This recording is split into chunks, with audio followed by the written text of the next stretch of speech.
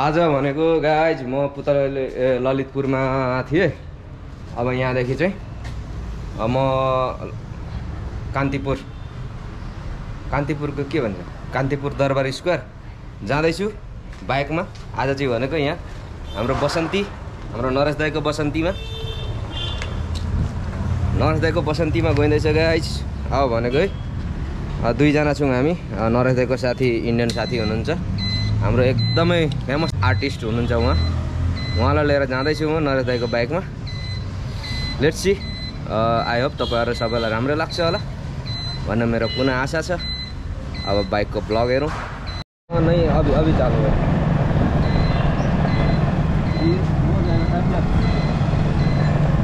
नहीं वीडियो होगा।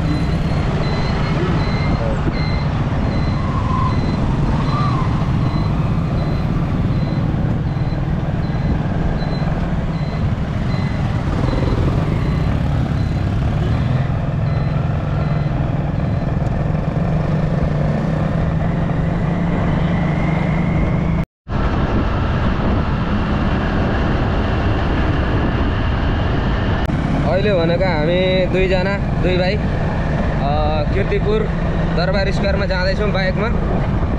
काठमाडौँ आएर काठमाडौँमा पहिलोचोटि बाइक कुदाइ काठमाडौँ एरियामा एकदमै भिडभाड जोगिएर कुदाउनु पर्ने हुन्छ बिस्तारै। झापामा जस्तो स्पिड कुदाउनु पाइँदैन, ट्राफिक नियम कडा छ फेरि काठमाडौँको। गाह्रो छ जिन्दगी। अब गुगलको सहारामा हिँड्दैछौँ, कहाँ पुऱ्याउँछ गुगलले थाहा छैन। कीर्तिपुर भित्र कुदिरहेको छु बाइकमा। अब लगभग आइपुग्न आँटो। हामी कीर्तिपुरको बाघ भैरव मन्दिरमा आइपुगेको छौँ होइन। यो पछाडि देखिँदैछ बाघ भैरव मन्दिर। यहाँनिर एकदमै सुनको हो कि क्या हो, खतरा बनाएर राखिरहेको छ। सोने का है यहाँ सोने का है। काल भैरव मन्दिर यही नै हो।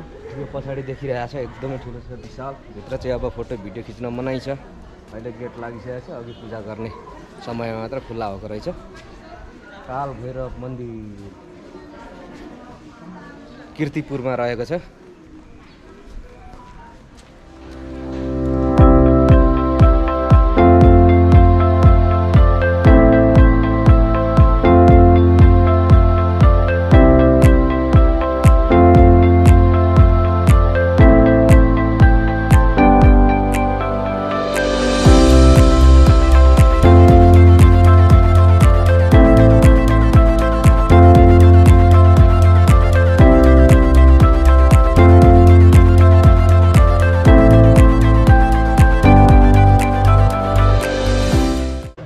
अहिले हामी चाहिँ बाघ भैरव मन्दिरदेखि अलिकति मास्तिर कीर्तिपुरमै उमा महेश्वर मन्दिरमा आइपुगेको छौँ। यो पछाडि देखिँदैछ उमा महेश्वर मन्दिर।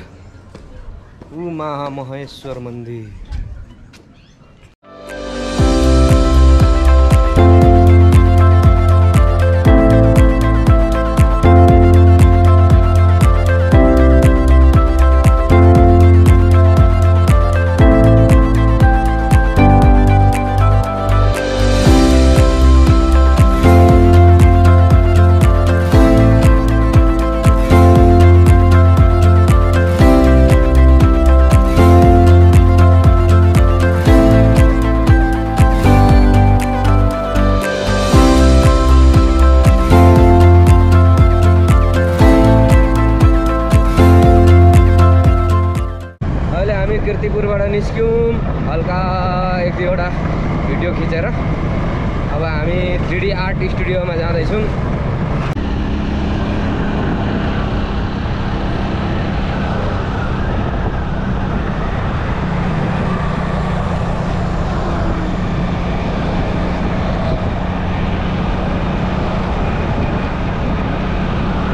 फाइनली अहिले चाहिँ हामी 3D आर्ट म्युजियममा आइपुगेका छौँ। महालक्ष्मी 4 ललितपुरमा पर्दो रहेछ। 1 day 3D art world private limited. खोज्दा गुगलले बाटो उल्टो देखाइदिएर भित्र गाउँतिर पसेर बाटै टुङ्गिने भएर पनि लगभग आइपुगेका छौँ। 3D आर्ट म्युजियम हेर्नको लागि टिकट चाहिँ 400 रुपैयाँ रहेछ ठुलो मान्छेको।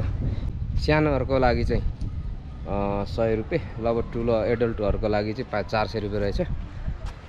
अहिले चाहिँ हामी 3D आर्ट भित्र पसिसकेका छौँ। टिकट गरेरी दुईजना, हामी दुईजना। मसँग क्यास थिएन, ई सेवा डाउनलोड गरेर ब्याङ्कदेखि डाइरेक्ट नहुँदो रहेछ।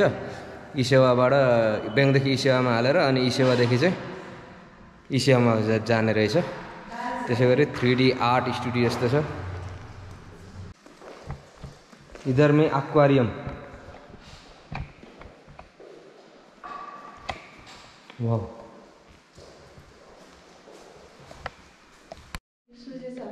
हजुर छेक्ने अरू देखाइदिनुहोस् पहिला, अनि तपाईँलाई नि फ्री हुन्छ। ए यहाँ बस्ने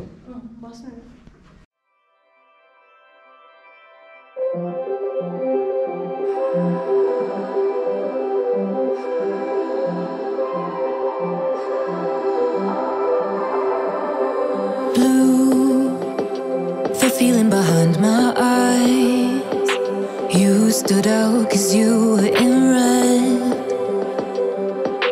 Then, against my intentions, I let you turn me violet instead. Summer high, met you in August, New York, back to my cold apartment. Distance sucks, but at least I'm still with you.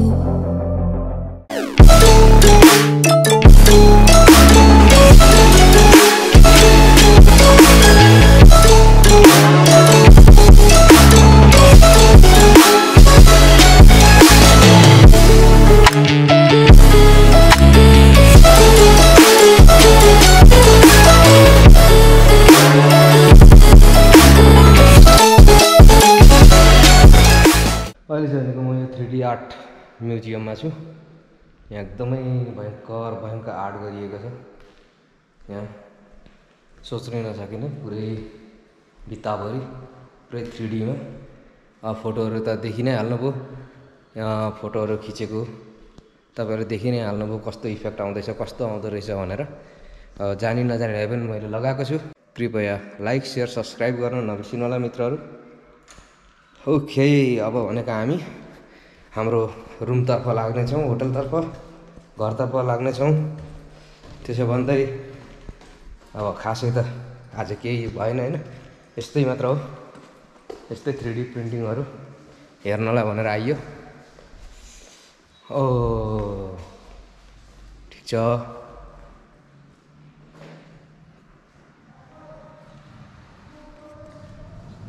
यसको location भनेको चाहिँ साधोपाटादेखि भित्र पस्नुपर्छ है।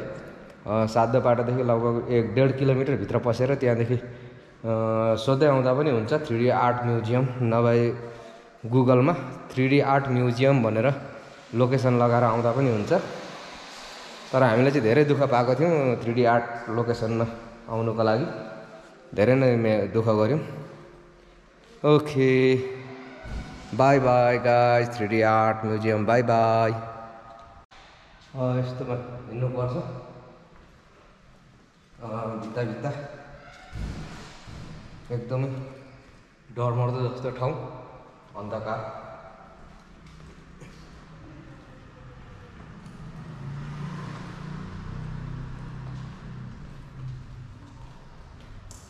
यता हाम्रो पिले दाजु हुनुहुन्छ।